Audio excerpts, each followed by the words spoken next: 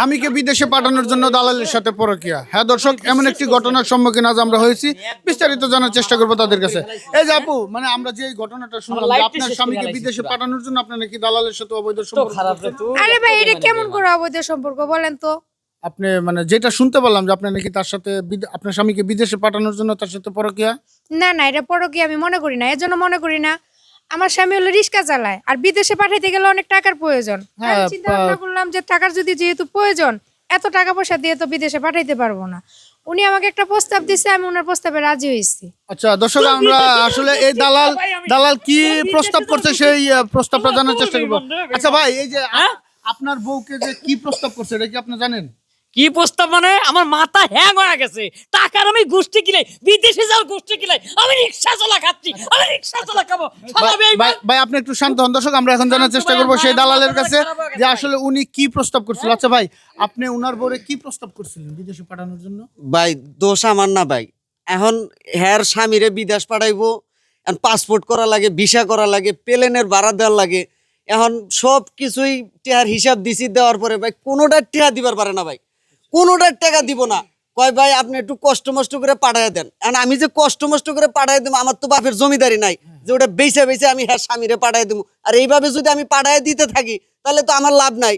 এই জন্য আমি তারে কইছি যে দেখেন, কোনো কিছু পাইতে হইলে কোনো কিছু দিতে হয়। এখন আপনি কিছু দিতে হবে, আমার কিছু দেওয়া লাগবে। পরে কয় কি দিবেন? তারপর মনে করেন আপেলের মতো চেহারাটা ভাই আমি দেখে মনে করেন পরে কইছি যে দেখেন যদি মানে ওই যে ওই বিষয়টা আর কি। কোন বিষয়টা যদি একটু ভাঙ্গায় বলতেন, মানে তারে কি প্রস্তাব করছিলেন সেটা?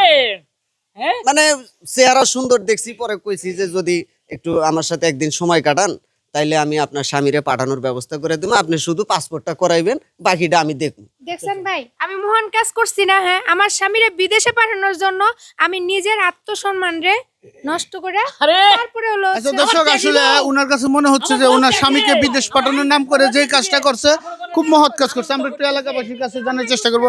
আচ্ছা এই যে ভাই, এই যে উনি যে কথাটা বললো যে উনার স্বামীকে বিদেশ পাঠানোর জন্য যা করছে মহৎ কাজ করছে, এটা কতটুকু যুক্তিযুক্ত বলে আপনি মনে করেন? এইটা ওনার কাছে খুব মহৎ কাজ, কিন্তু আমরা এলাকাবাসীর কাছে এটা একটা লজ্জিত ঘৃণিত একটা কাজ।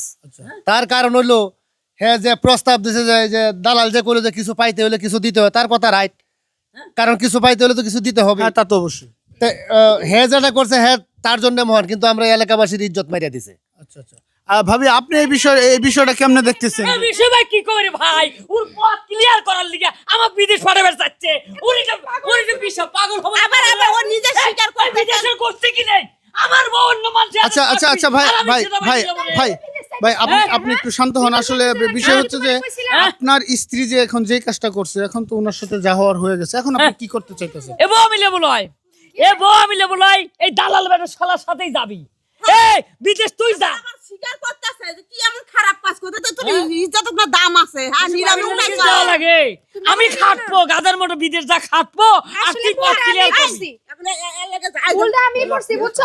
আমার মতো ভুল যেন কোনো মাইয়া না করে, যে তার স্বামীর ভালোর জন্য নিজের আত্মসম্মান নষ্ট করে, এরকম ভুল যেন কোনো মাইয়া না করে। আপু, আমার মনে হচ্ছে যে আপনি আপনার স্বামীর ভালো করতে চাইছেন, কিন্তু আপনি যেই কাজটা করছেন এই কাজটা করা উচিত হয় না। আপনি ভাই, আমি ভুল করছি, অনেক বড় ভুল করছি। আমার মতো ভুল যেন কোনো মেয়ে না করে ভাই।